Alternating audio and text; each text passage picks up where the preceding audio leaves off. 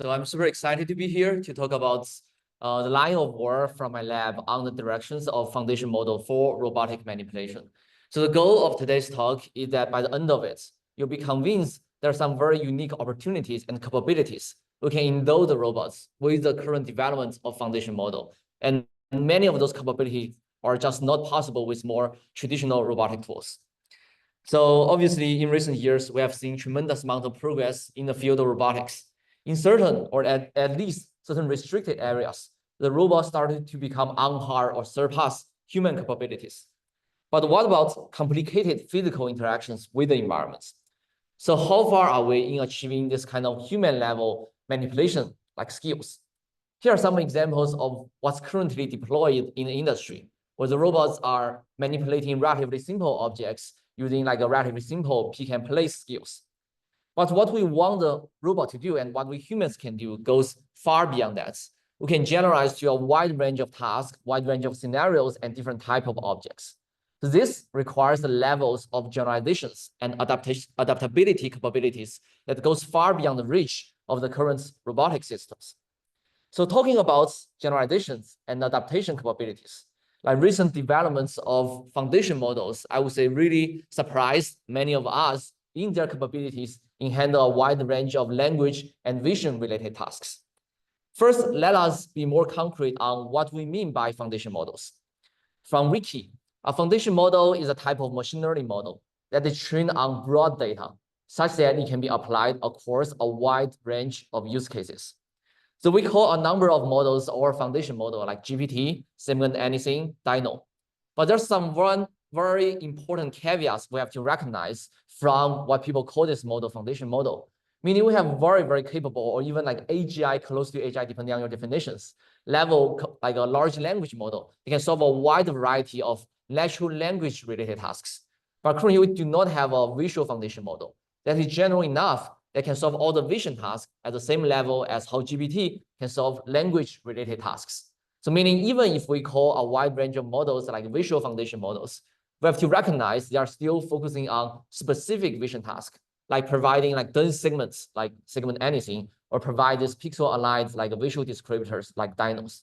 So these are some of the important caveats when you're trying to understand the developments of foundation model in different domains.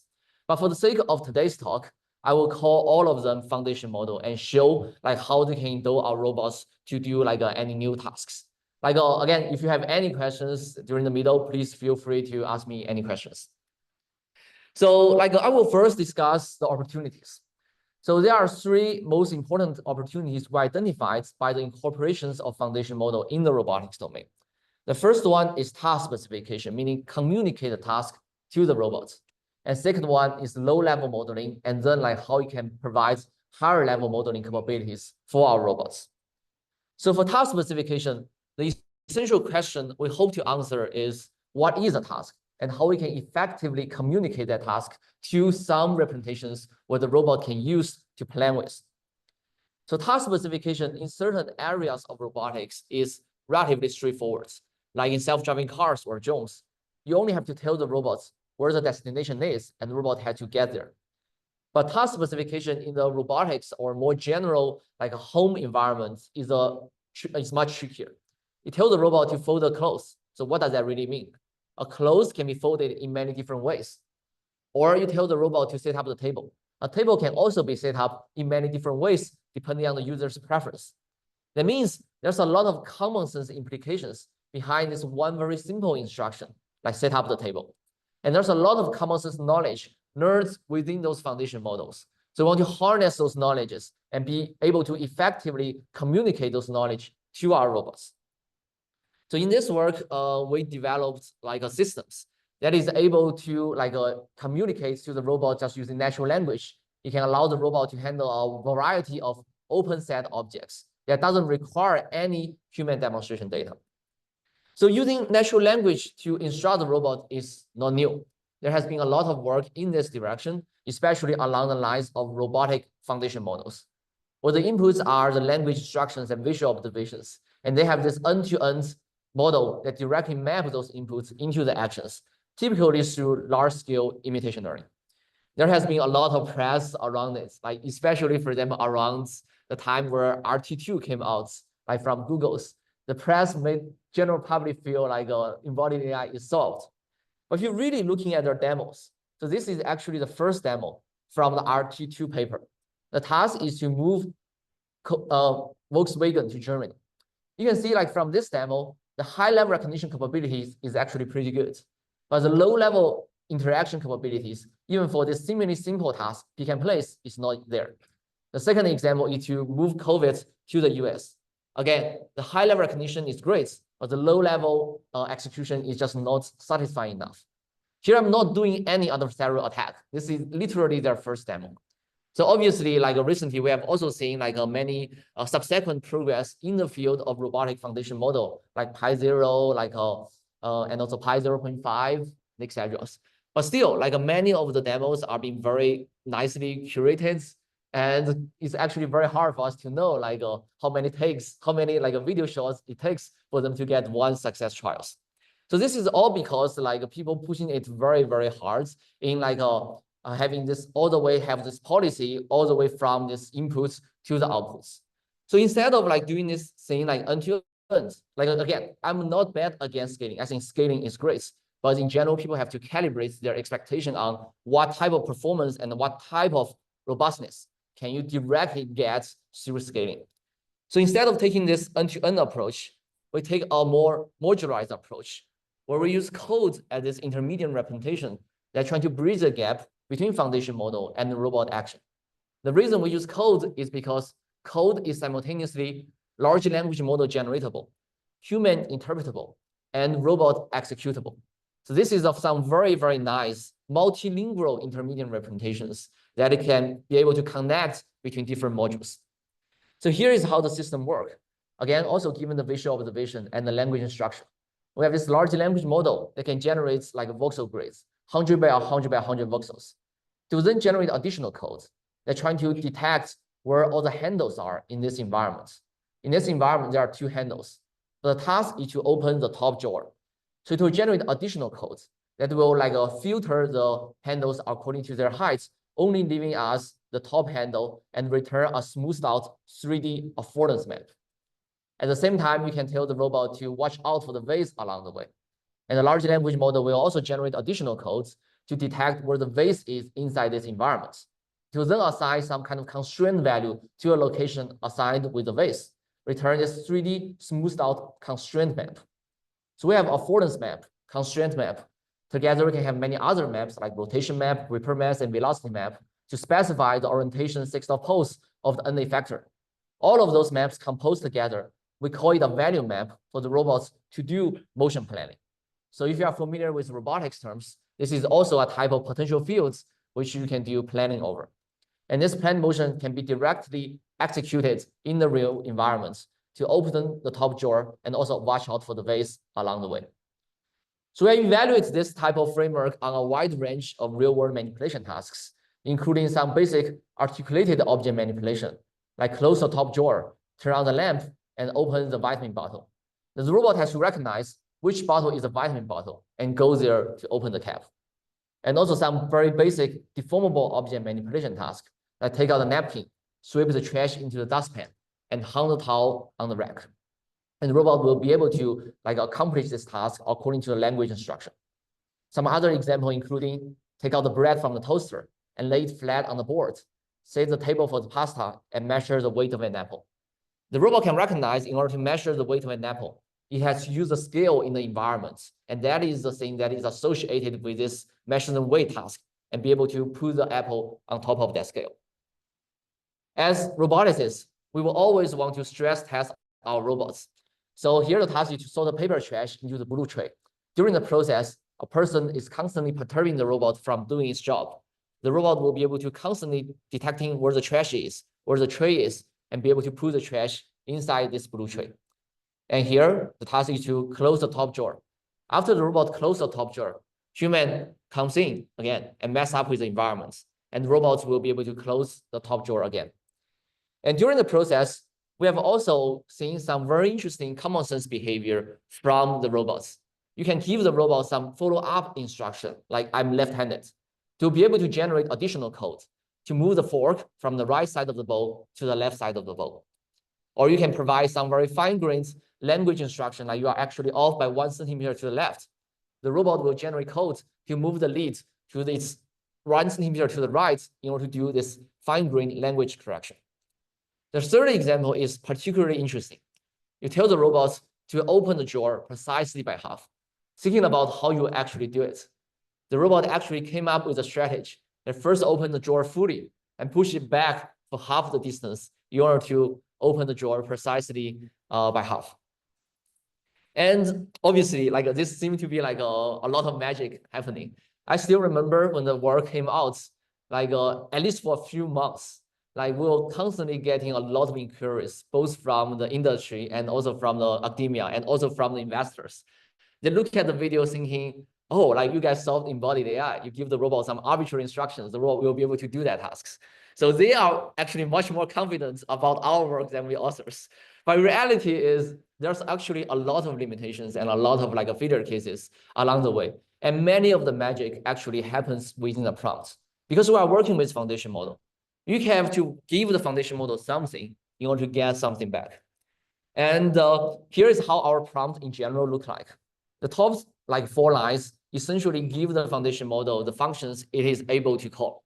And we give it 2 lines of code, telling the foundation model, so what are the object inside the environment, and also the language instruction describing the task. And the foundation model will have to generate a subsequent like a code from line 8 to line 10. Like each line is the decompositions of the task. And the decomposition is also described by a natural language. And this composer is generating the value map I was showing earlier. So in total, we give the foundation model 15 examples and tested on more than 30 tasks. So this is essentially a type of few-shot learning via large language model or some type of in-context learning. And obviously, you might be curious, like how can the robot be robust to this external disturbance if it is just executing the code sequentially? The key is to be able to use this while loop inside this like a code. It will constantly detecting, for example, the distance between the napkin and the trash can. If they are further away from certain distance, you're continuing this kind of perception action loops until the distance is smaller than a predefined threshold. So this while loop allows us to be robust to this external disturbance. So to summarize a little bit, the key insights for this work to use foundation model for task specification, harnessing the common sense knowledge from it. And we use this code as this intermediate representations. And we essentially is a way to leverage foundation model to do this type of few-shot learning. So any questions about this work?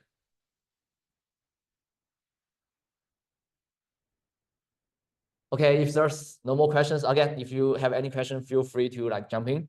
Just, okay. Yeah. And there's also a lot of limitations. And many of the limitations actually narrows down to like we have very limited spatial resolutions. And you can see many of the demo I showed earlier. Most of the tasks are being done by either pick and place or pick and pull. And it doesn't really have some account for this fine-grained geometric difference and geometric distinctions between different parts of this environment. It also lacks temporal constraints. It doesn't consider, it only, for example, do this collision-free like motion plannings and doesn't really consider some very fine-grained like temporal relationship between how the objects like distance needs to be maintained during the executions. And to also assume that all objects are observable and also lack feedback to the foundation models. And I will try to address all these limitations in subsequent works. So then, like moving on to the second opportunity we identify is how foundation model can be used for this low-level modeling, especially through this spatial temporal constraints. So again, also we start with some tasks that are simple, like seemingly simple, like pouring the tea from the cup. But when you're actually looking closely and carefully in how everything has been doing during the successful execution of the task, you realize a lot of nuances. For example, at the end of the first stage, the handle, the gripper has to get in closer to the handle part in order to do this pickup motion. And at the second stage, you are actually focusing on different regions of the environment. You're focusing on the tip of this teapot and the cup to making sure the tip of the teapot goes to right above the cup. And at the third stage, you are actually focusing on some other aspect of the environment where you want to tilt the teapot into a certain angle. But during the process, you want to making sure the tip of the teapot is always right above the cup. So meaning like during the process, you are focusing on different semantically meaningful regions of this environment. You are also considering different type of spatial temporal constraints between them for a successful execution of this task. So then like we develop these systems that consider the spatial temporal key point constraints that allows us to do a wide variety of finer grains manipulation tasks. Here's how the framework in general look like. We call this framework relational key point constraints, like recap. We essentially decompose the task into several stages, like recap 1, 2, 3, 4. They are essentially descriptions of different task stage. And within each stage, the inputs are the key points to generate the spatial temporal constraints between the key points. And at the bottom level, we use constraint optimization, some off-the-shelf optimizer, to get us the robot's actions in real time. Like more specifically, here's some visualizations of how the things has been working. Like we use the combinations of SAM and Dino that allows us to obtain semantically meaningful key points from this environment. And here we essentially have a redundant set of key points overlaid with this image, which are lies in the 3D environments. We project them back into the 2D space together with the language instructions. We feed them into the foundation model. Similar to like the earlier workflow, we'll first decompose the task into several stages. And within each stage, we'll generate two types of constraints, the path constraints and the sub-goal constraints. Essentially describes like how things should be maintained during the execution, at the end of that execution, and when it's time to proceed into the next stage. Take this point T as an example. The end of the first stage, the gripper has to get in closer to the handle part of the teapot. During the second stage, you actually want to making sure the teapot is always kept at an upright position. You don't want to jiggling around. This is essentially this kind of path constraints we have to enforce. And at the end of the second stage, the tip of the teapot should be right above the cup. Again, in the third stage, the tip of the teapot should always be right above the cup. But at the same time, you want to reorient the cup in the teapot into certain angles, which essentially specify the axis around which you want to rotate this teapot. And then we can do constraint optimizations to solve the robot actions. Here it's essentially least square, like a quadratic programming, sequential least square programming to like get the actions.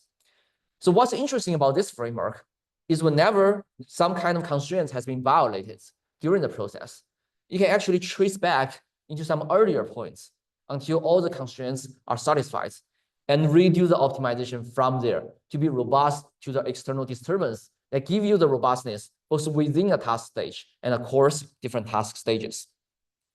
We evaluate the framework over several different platforms like this, like robots with some moving base. We can move them around to interact with the objects in the wild, and also this bimanual manipulation platforms. Here's actually the visualization of the results. On the left is the actual execution. On the right is this real-time visualizations of the planned trajectories. Here is a point T. The second example is to store the books. You can see from the right visualization, as the robot has accomplished these segments of the planned trajectories, there will be like new segments of the trajectory showing up that show the planned trajectory in the next task stage. Here the task, the robot has to reorient the books into certain angles before you can do the insertion. The third example is to like recycling the can. It also had to reorient the can into a certain angle before you can throw this can into this like a small hole. Here's just some more examples of folding the garments, where we have key points overlaid on the clothes, and the robots specify the spatial temporal relationship between those key points and be able to do this type of like folding tasks. And another example would be collaborative foldings, where the robot is constantly detecting where the hands of the humans is and be able to like do this kind of very real-time plannings to move the corner of the clothes closer to the human hands in order to accomplish this collaborative folding. Like I mentioned, like we think very carefully on the system structures around it. So our implementation allows us to track the key point at 30 Hertz and to do the optimization at 10 Hertz, which allows us to be robust and do closed loop planning, both within and of course different task stages. Here is an examples. As a robot is trying to like pour in the tea, a person like constantly perturbing the robots, and robot is be able to recover from it. Here, the robots almost already finished the task. The human comes in, mess up with the environments. The robot knows to trace back to some earlier stages in order to redo the optimizations to be robust to this type of disturbations. We also show that this type of system is generalizable into different form factor of the clothes. Whenever you are dealing with sweaters, shirts, vests, hoodies, or some other type of dresses, the robots can always come up with some like a seemingly reasonable strategy in order to like do this type of clothes folding task for clothes of different configurations. So again, also to summarize a little bit about this work. The key insights for this work to use visual foundation models for sim modeling.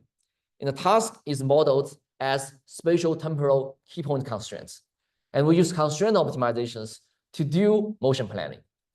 And the key take-home messages are where the vision language model generated codes remains to be extremely versatile in specifying a wide range of manipulation tasks for the robots, both for the prior work and for this work, where the code like just constantly giving us the right specifications for the task.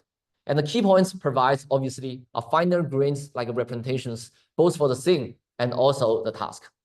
And it has also some very nice connection with the whole field of task and motion plannings. And it allows closed loop control both within and of course different task stages.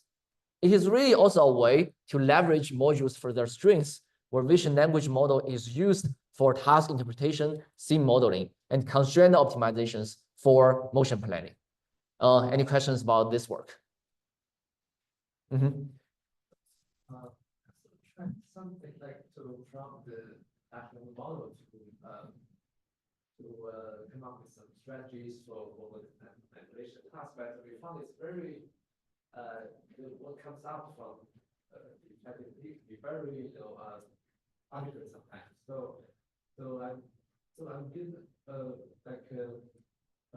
wondering how we can make it like very kind of constrained outputs. Actually, I checked the paper, and then I found in the appendix section there's a prompt and prompt.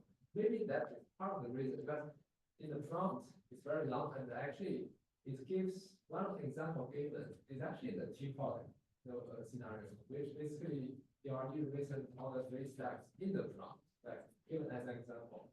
So I guess maybe that's one of the reasons why it's like performing for this example so good. So I'm wondering, do you like how this kind of thing performs? Like, do you have experiment on compare this kind of in distribution kind of example or out of distribution? It's actually this is not exactly the in-distribution definition, but what I mean here is this example actually is kind of defining the prompt. So it's kind of, it's not totally new for the so how do you compare this in distribution and out distribution performance? That's a very good question. Essentially, it's about like what you have to give to the foundation model in order to get the desired thing back for this type of plannings. So over the years, we actually start the first work Voxposers when we only have GPT 3.5. And then like we have GPT-4, that's what we use for Voxposer. And for this model, we start to use the foundation model that can also have this vision capabilities. So like our ways of prompting the foundation model is actually evolving as we are having better and better so-called foundation models. In that very earlier stage, for example, for the Voxposers, we have GPT 3.5 and GPT-4. Like the context window, the length of the context window it can handle is actually relatively limited. So in that case, like our strategy of doing this type of prompt engineering is through this recursive function calls.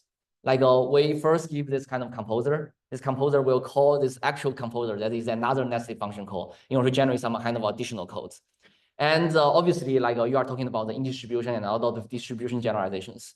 For this case, the 30 tasks we are doing the testing, they are obviously different from the 15 examples we provided to the foundation models. But they are all somehow can be executed or can be done on this type of tabletop environments. So obviously, if you give the foundation model arbitrary some kind of driving related tasks, you shouldn't expect it to perform very well on this manipulation. So this prompting and this the testing scenarios, they have to share some kind of similarities. Meaning this is actually our prompts. We're talking about the napkin and the trash can. And in our specific example, it was actually the trash and this kind of blue tray. So you have to give it some structures for the foundation model to do some type of retrieval or some kind of, I would say, generalizable nearest neighbor search from your prompting for it to generalize. So this is what we found for voxposer. But as the foundation model becomes better and better, we actually find in this one, in the recap, the generalization capability just becomes much better. We don't really have to do very complicated nested function code. We only have to provide some obviously detailed descriptions on how the format of the code should look like.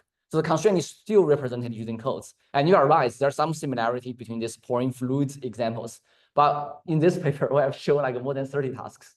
More than I don't remember the exact number, but many of the other tasks are definitely not shown in the prompts. So meaning in voxposer, there needs to be some similarities between the prompts and the actual tasks. But as the foundation model getting better and better, we realize the similarity doesn't really have to be as close as it used to be. But having said that, this whole process is still very, very empirical. So this a lot of empirical research. And we also try to be a little bit more rigorous on how we do empirical research. So we provide very detailed error breakdown in how things has been failed.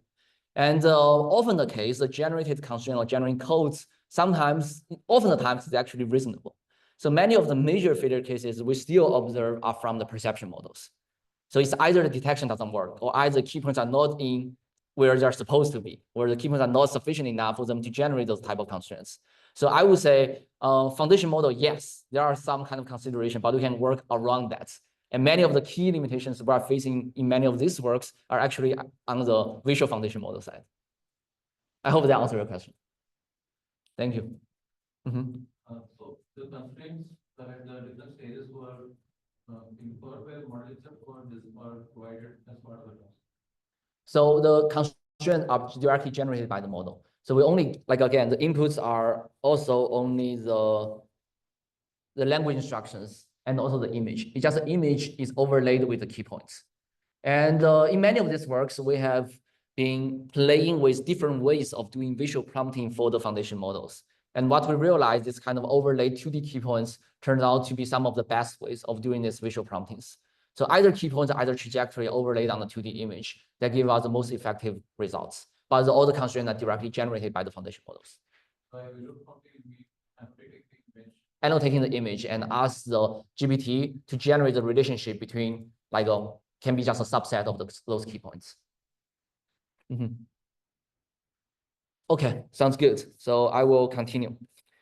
So after this work, we are starting to thinking about how we can extend it into some larger scale environments to provide us with the capability to do high-level modeling, especially how we can get the scene structures and allow the robots to not just focusing on the tabletop environments, but be able to do effective explorations of the environments, and how we can incorporate the models with some more structured memory mechanisms. So talking about memory in some larger scale environments, obviously a scene graph has been some of the common representation people have been using. Here are just some works that I like a lot. But if you look at existing works on building this larger scale scene graphs, there's one very important missing piece, which is action. So many of those work, they will do active perceptions, but they won't do active interactions with the environments. Whereas in the real environment, if you want the robots to do something useful in your home environment, you have to first explore the environment, identify where all the utensils are, where all the ingredients are, before the robot can do something useful. Or in the video shown on the bottom right, there's Tom and Jerry clip. Obviously, they are looking for something, but they're not just randomly waving their hand in the air to do this type of explorations. They can identify what objects require exploration, how to interact with those objects, and memorize what they have seen, and using those memory for the robots to do downstream tasks. So we have started with this simpler tabletop environments. Looking at these environments, there are certain regions of the environment that actually require exploration, like the refrigerators or the drawers. The robot will first scan the environments, build this type of scene graph, describing the action conditions relationship between different entities. You're then trying to understand which node can be further expanded and what action can further expand that node, and in order to open the drawer to identify all the objects within all the hidden regions. And given this scene graph, you can give the robot some downstream task, like set up the table. And the robot will be able to, based on its memory, to retrieve the objects from the corresponding region in order to set up the table. And retrieving the objects is as simple as just follow the chains through this type of scene graph and executing all the actions along the way. And here, after the robot places the cold can on the table, the task is not done. It still has to place a spoon on the left side of the plate.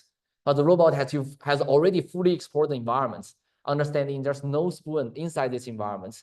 So it will ask human for help in order to place a spoon on the left side of this plate. The overall framework looks like this. Given this setup, it will first using this visual foundation model to do segmentation detections, and we'll fuse this perception results into our memory mechanisms. This memory module has both a high-level, symbolic level representations between different entities and their action condition relationship, and this low-level geometric representations describing the low-level geometry and dense semantics. Those information will be fed into the foundation model to ask what node can be further expanded and what action can further expand that nodes, and we can be able to close this perception, memory, and action loop. Here's how our memory actually looks like. Here, on the left, we're clicking different symbolic labels. And on the right, we're highlighting the different geometric regions, even for objects that are hidden within the cabinets as a corresponding semantic regions corresponding to those symbolic labels. Here's an example where we're trying to explore this nested dough. After robots explore the first layer of the nested dough, you see another layer. The robot knows it has to continue the exploration until it sees nothing. You'll be able to construct this stack-like scene graph and be able to use this scene graph also to recover the environments into the very original. In collaboration with the Boston Dynamics AI Institute, we're also extending this framework in a larger scale environments, where the robots is be able to navigate within the room, seeing the room around, and to do SNAM, to generating the dense geometry and semantics of different entities within environments. You will be able to generate this type of scene graph describing the action condition relationship between different entities. For example, the cabinets is inside the rooms and the handle is on top of the cabinets, and the toy and can are actually within the cabinets that can be actually be opened through the interactions with the handle.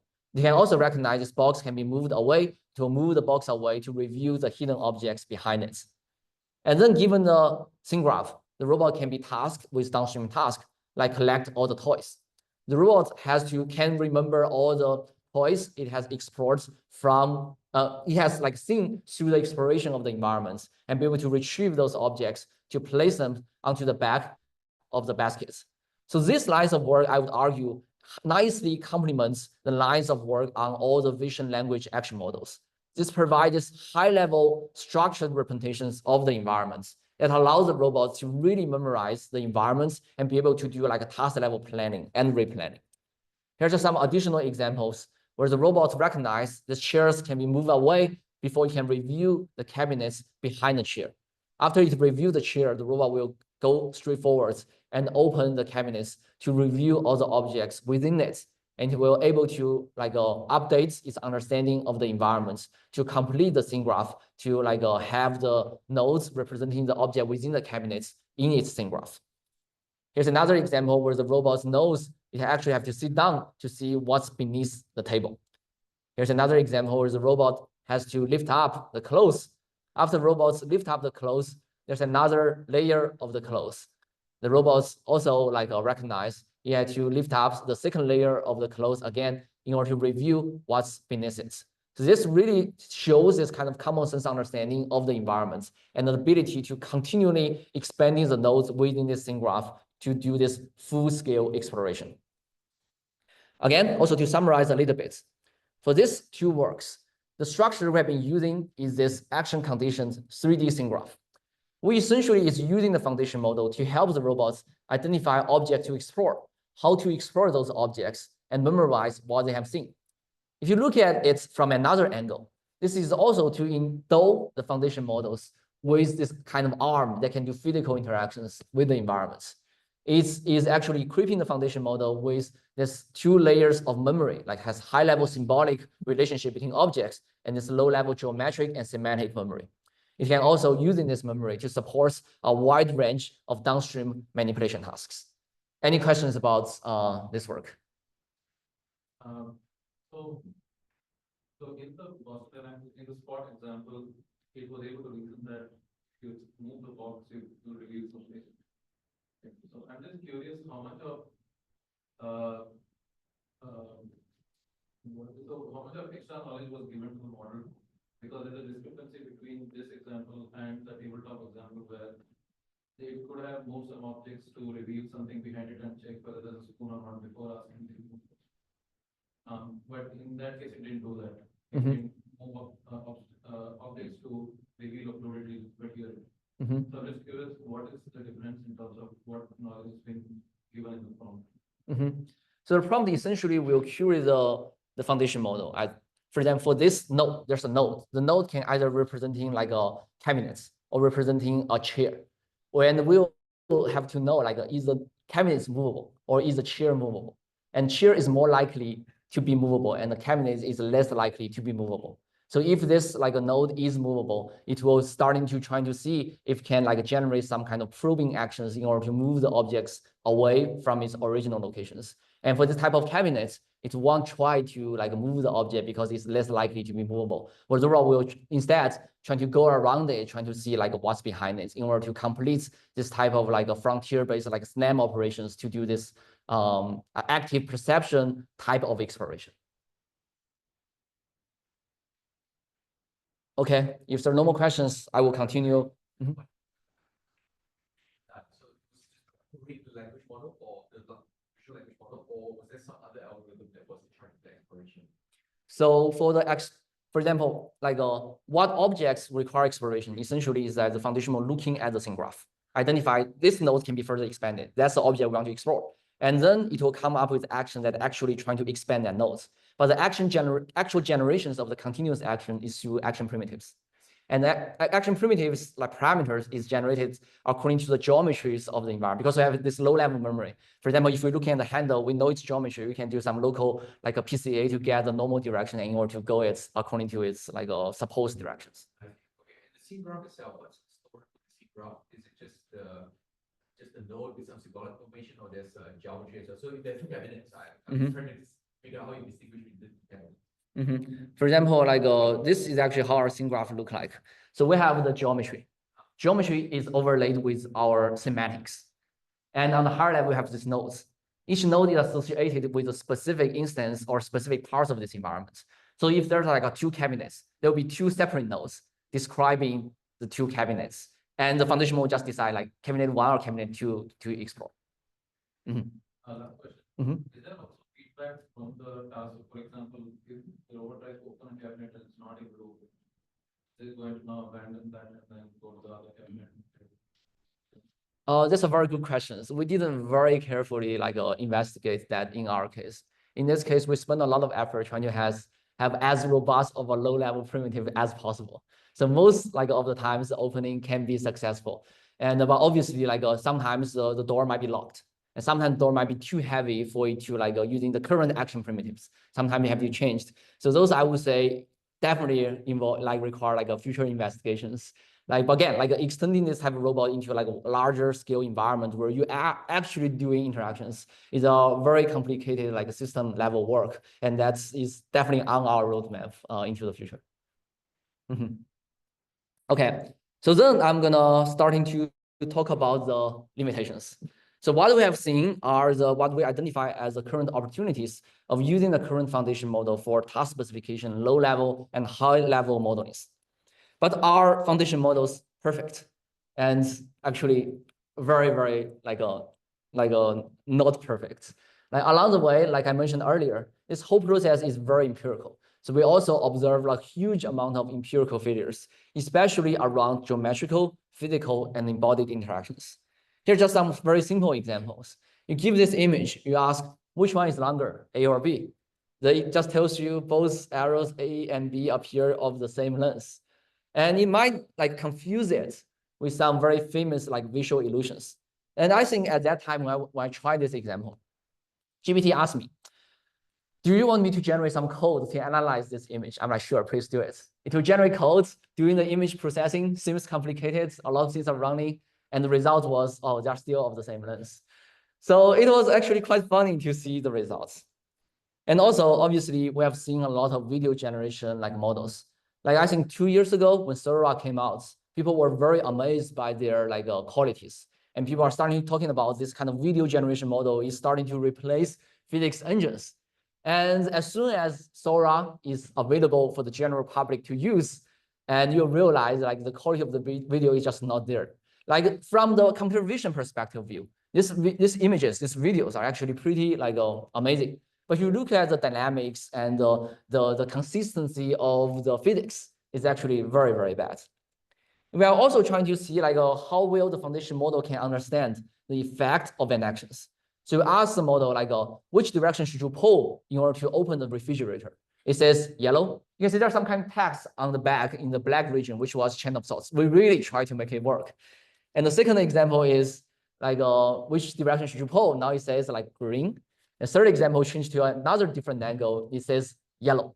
So it doesn't really make a lot of sense, meaning it doesn't really have a very good understanding about the effect of an actions. And during the process, we also realized the foundation model is actually very biased in how you are doing the prompting. It can bias towards color. It can bias towards different like shape of the markers. So that's why we converge into the decision using this kind of visual key points like 1, 2, 3, 4 for the foundation model to use. But again, this really shows it doesn't really understand very well about the embodied interactions. So we are asking the question, if we really want to go in towards this future of foundational robotic models, so what are some of the missing pieces? So in our lab, we identify 3 most important missing pieces like current foundation model is lacking right now. The first direction and first pillar we argue is about sensing, especially tactile sensing. Touch plays a hugely important role for us to do physical interactions. When looking at this image, when you're trying to pick up the water bottle, just by looking at the image, it's very hard to see it's actually a loose grasp or a tight grasp. Only through touch you can know how much force you apply to the water bottle. And you are sitting there. How do you know you are sitting in a stable posture? So it's the tactile sensing from your body to tell you you are sitting in a stable postures. So tactile sensing plays a very important role for us to make everyday physical interaction which humans take for granted. It's internalized in our like mental models of these environments. We can pull the keys from the pockets without like a vision. We can also buttoning our shirts without even having to looking at the interaction process. So this is also because of our sense of touch. So during my time at MIT, we have this Nature paper. On the left, we show this tactile glove that's like during the interactions with the environment. On the right, we show this kind of dense visualization of the tactile signals on the palm area, where the thickness of the dots showing where you have contact and how much force you are getting at the locations.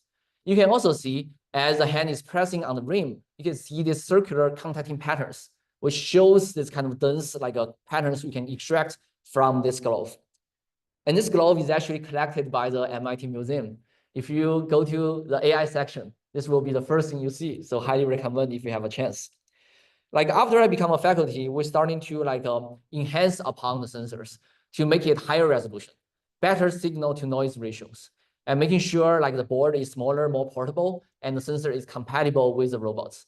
And you can see we apply different objects on it to give you continuous readings about different contacting patterns. And together with imitation learnings, we allow the robot to do a wide range of very fine-grained manipulations. Like for example, in the grape example shown on the top left, which is essentially trying to grasp the grape from the back that involve very heavy visual occlusions.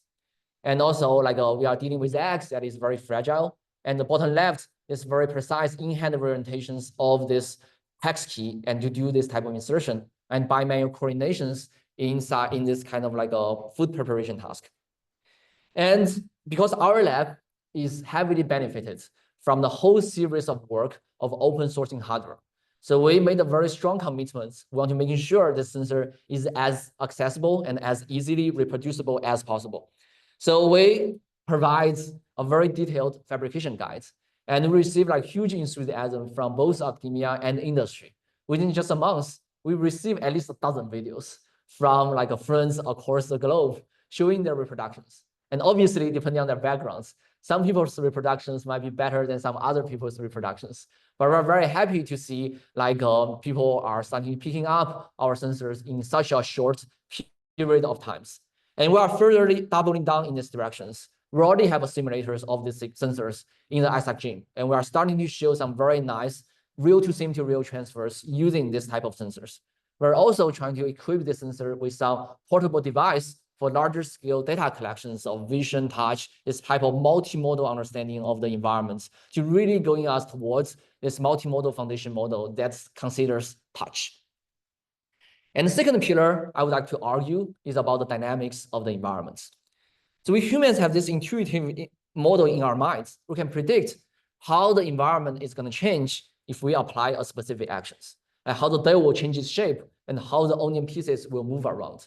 And it's exactly these predictive capabilities that allows us to plan our behaviors in order to do some specific task. So I would say over the past like how many years, our labs has been really focusing on like trying to learn this so-called structured world model of the environments, to learn this action condition future predictors of the environments that applies to a wide range of deformable objects, like for clothes, rope, stuffed animal, and also for multi-object interactions like in these stowing tasks, as well as the interaction between fluid, rigid, and these elastoplastic objects. We also have this Best System Papers Award 2 years ago at Coral that enabled the robots to be equipped with 15 different tools to do this long horizon task and motion planning to transform a dough into a dumpling. And very recently, we are also pushing this direction forwards. We have this RSS paper where the robots only have to interact with this rope for 5-10 minutes. And given this data, we want to build this pure learning-based 3D world models.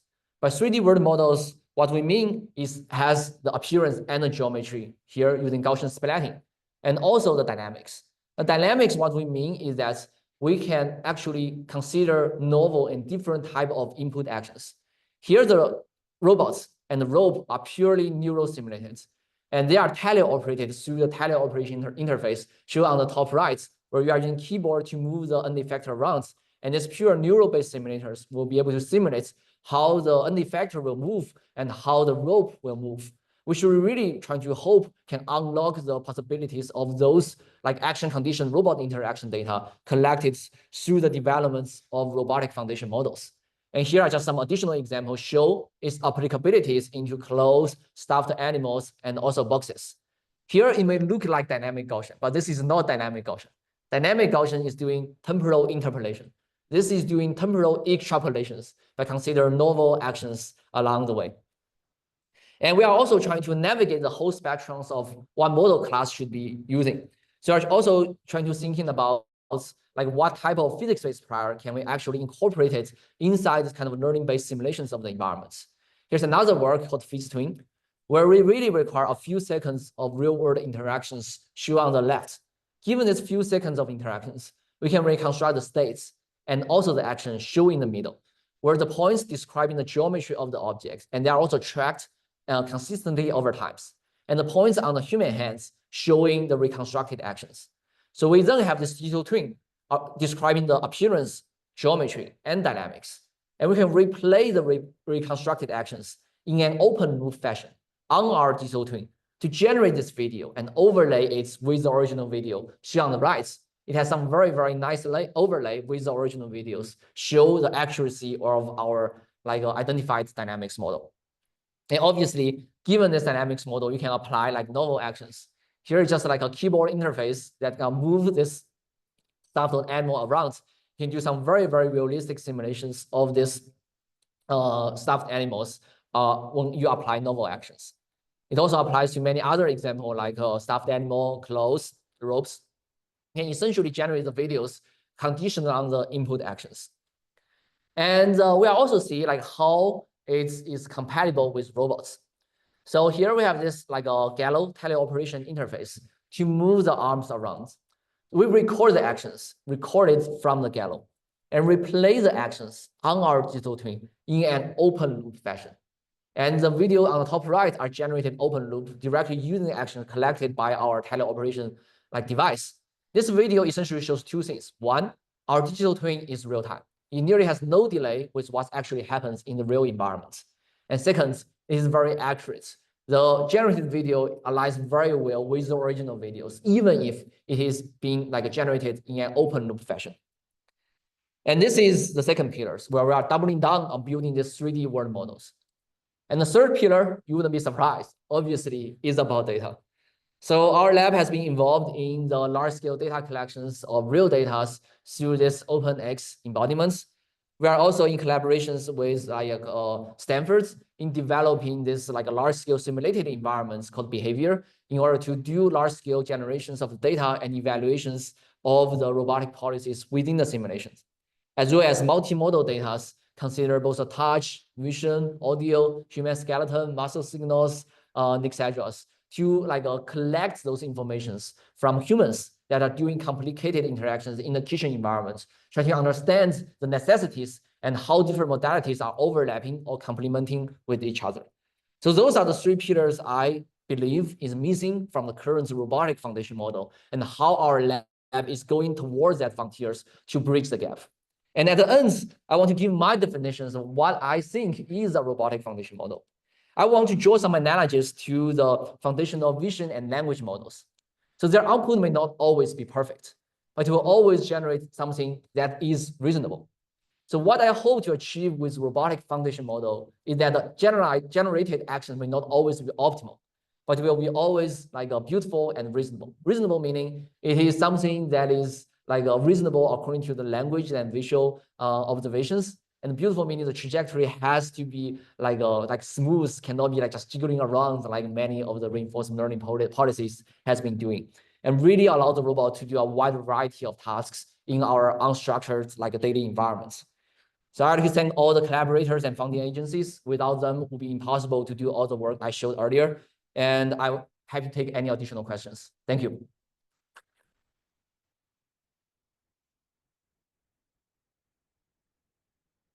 So much.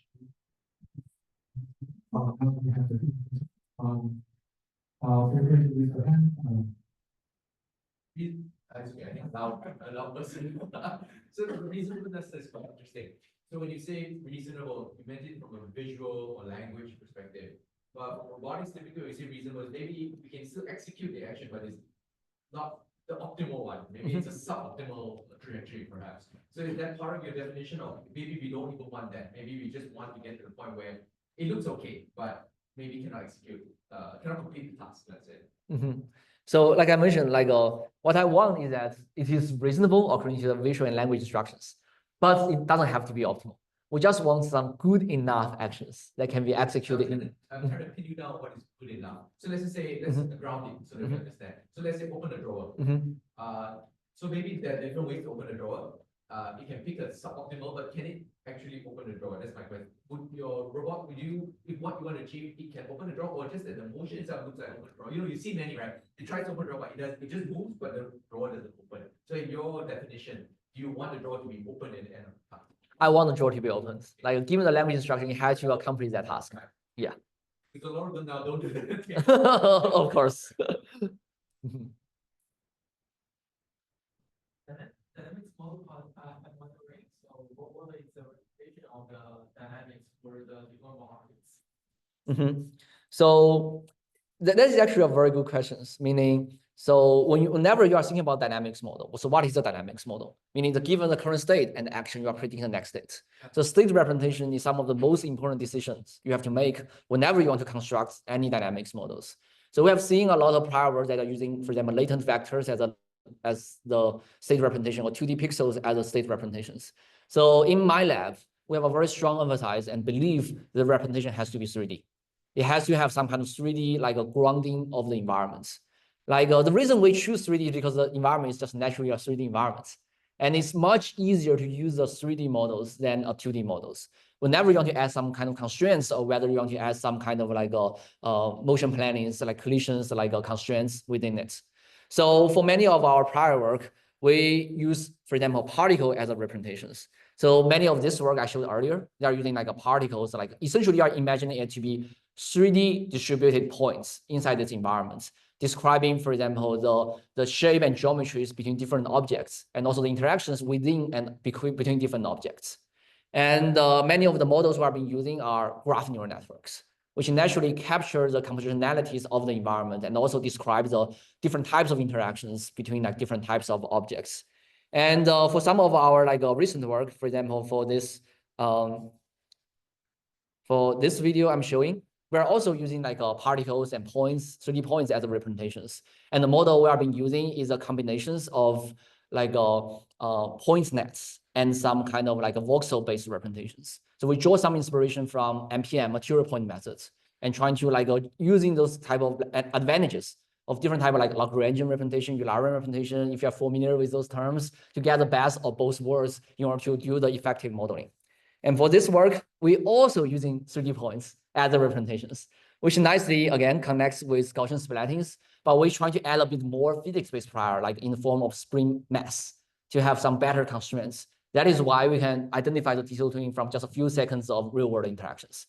So meaning there's some very important decisions on what representation do you use. We have a strong emphasis on 3D. But on the modeling side, we're trying to navigate the spectrums all the way from the pure learning to some very, very physics-based models and trying to have the recipe that give us the best applicability and scalability. Thank you. So very interesting. Can you maybe describe a bit more about how you're incorporating the physics priors? Is it in the loss or is it in the structure of the model itself? Very good question. So in this work, this work because it's currently under review. Yeah. So I didn't discuss, but it's actually fully released, so it's you can check it online.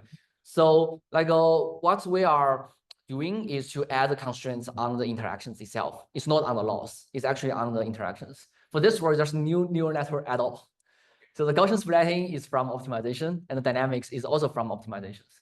What you imagine is we have a bunch of points shown on the middle, and there will be springs connects between them. So we are essentially going through this two-stage optimization. The first stage is trying to estimate the topology, essentially the connections of the points within these representations. So what the parameters we are optimizing are for example, the radius within which you want to establish the connections, and also some global stiffness parameters and damping parameters, etc. In the second stage, we use the fact that this model is differentiable. We implement everything using NVIDIA Warp. So it's naturally differentiable, we can extract the gradients. So we'll be able to use gradient-based optimizations to allow us to handle heterogenealities within that objects. So that allows us to have very accurate reconstructions of the objects. So to answer your question, the physics is add inside the model, not as a loss, and we go through this two-stage optimization to identify the parameters. Okay. So how do you get the 3D point just to begin with? The particles, right? That is a very good question. So just a bit more details about this work. So in order to do these optimizations, what we assume is that first, you have a reasonably good geometry. Otherwise, if you just have a surface, it will just fall down. And second, you need good supervisions. Here, the supervision we are getting are some kind of trackings. And the 3D geometry and the tracking are both from the current development of visual foundation models. And we use CodeTracker 3 fused from multiple camera views to give us the supervisions. We use Trellis to do single image 3D reconstructions, from the first frames. That's how we get the 3D. And I would say many of the current visual foundation models has already matured to a point that is good enough for us to start to build a system around it. It will never be perfect. It will not always be perfect. By starting to become feasible to build a system around it, to work with those imperfections and give us some very interesting results. And you can also imagine it to be like a physics-informed regularization or modeling of the objects, meaning the original tracking from the CodeTracker is actually worse than here. Because we give the tracking and the supervision, we add this kind of physics-based prior. And actually the resulting tracking is actually looking so much better than the original supervisions. So that is the power of have this physics-informed prior. Mm-hmm. I kind of noticed that most of the examples from here are the mobile objects, which are compliant in nature. But when you are handling or kind of modeling the dynamics of robotics, and when you have context, and it's well challenging to model and because you have non-differentiable kind of behaviors. And do you think this method will actually also work for robotic context? Okay, so it really narrows down to what type of model class you have been using. So like there's a bunch of like modeling techniques. There's like rigid body simulator. We actually have a bunch of rigid body simulators from Mujoko, from Drake, from Bullets. Like some are better than some others. Like there are different like considerations on the accuracy and stability of those rigid body simulators. So I would actually love to say that for many of the rigid body simulations, we probably don't really need very extensive learning about everything. Probably you want to learn some kind of contact models. But for on the ballpark, we already have some very good rigid body simulations for rigid body like a modeling. And on the deformable side, there are also a bunch of physics-based methods like position-based dynamics, FEM, MPM type of models. Like also like here we are using like a spring mass, which is another like a class of models to model deformable objects. And then like on the other spectrum, we have this learning. We use graph neural networks or particle grid neural dynamics model to model the dynamics of that objects. So to answer your questions, for different type of objects, possibly you actually need to use different type of modeling techniques for different type of objects. So I wouldn't think like, for example, you should use spring mass to model the rigid object because like this is essentially like a linear object. The rigid object cannot be like very linearly like elongated or compressed. So if you have a good rigid body simulation, like possibly like you don't have to go through this route. And that's actually also narrows down and connects to an earlier question on what should be the right representations. So I would like to argue, for example, like a rigid body might need to be represented differently from a deformable object. So depending on the objects, the representation might need to be different. And for a water bottle, you want to grasp it, or want to open the cap, the representation might also need to be different. Meaning the representation needs to be different like for different tasks. Or even within a task, you want to grab an object that are far away from you. When it's far away, you only have to know there's an object. As you're getting closer and closer, you're starting to focus on more about the geometry and local details about that object before you go and grasp it. So meaning at different stages of a task, representation may also need to be different to trade off between effectiveness and efficiency. So the representation and the model class may all need to be somehow dynamically selected or dynamically adapted according to like what you require from your task and what is considered to be reasonable or good enough for the downstream tasks. And that sometimes will require you to thinking about how to write some type of two-way couplings between different like modeling techniques. And that's are some things we're actively thinking and pushing forward about. Thank you.